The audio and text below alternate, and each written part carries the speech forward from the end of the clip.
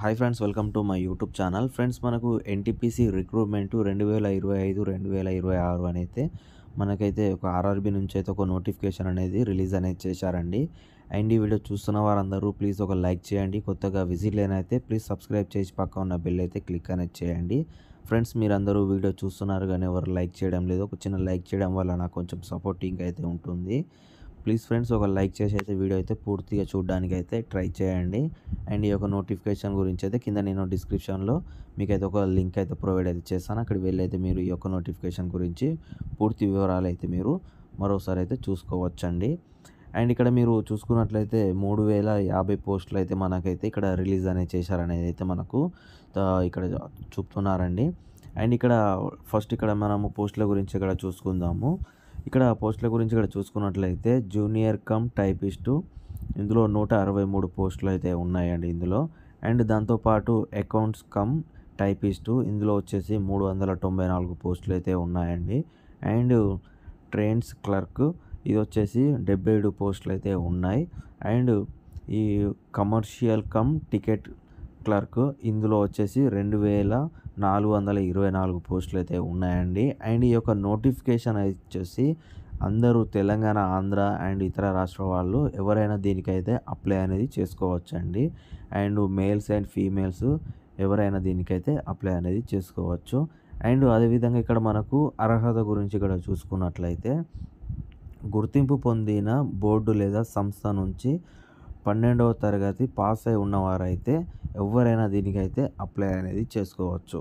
అంటే గుర్తింపు పొందిన అంటే ఇప్పుడు నార్మల్గా మనకు ఓపెన్ ఇంటర్ అలా చేసిన వారు చాలామంది ఉంటారు కదా, వారు కూడా దీనికైతే అప్లై అనేది చేసుకోవచ్చండి. అండ్ దాంతోపాటు ఇక్కడ మనకు వయసు గురించి ఇక్కడ మీరు చూసుకున్నట్లయితే 18 సంవత్సరాల నుంచి 33 సంవత్సరాల వరకు అయితే దీనికైతే అప్లై అనేది చేసుకోవచ్చు. అండ్ దాంతోపాటు మీకు ఏజ్ రిలాక్సేషన్ కూడా ఉంటుందండి. ఇది వచ్చేసి మనకు ఏజ్ రిలాక్సేషన్ కూడా ఎస్సీ, ఎస్టీ, ఓబీసీ వరకు 3 ఇయర్స్ అయితే ఉంటుంది. ఫిజికల్లీ హ్యాండిక్యాప్డ్ పర్సన్స్ వారికి 10 ఇయర్స్ వరకు అయితే ఉంటుంది. అలాగే ఎక్స్ సర్వీస్ వారికి కూడా 3 ఇయర్స్ వరకు అయితే ఏజ్ రిలాక్సేషన్ అయితే ఉంటుందండి ఇది.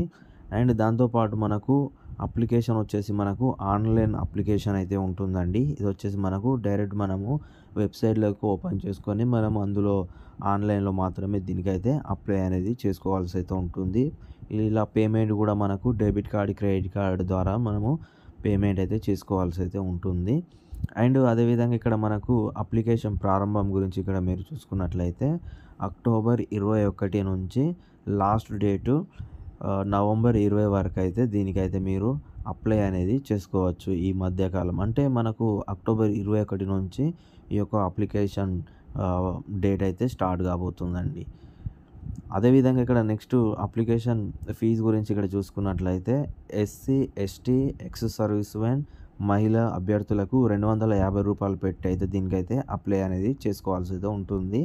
అండ్ దాంతోపాటు general EWS and OBC candidate అభ్యర్థులు ఎవరైతే ఉంటారో వారందరూ వచ్చేసి 500 రూపీస్ పెట్టి అయితే దీనికైతే అప్లై అనేది చేసుకోవాల్సి అయితే ఉంటుందండి.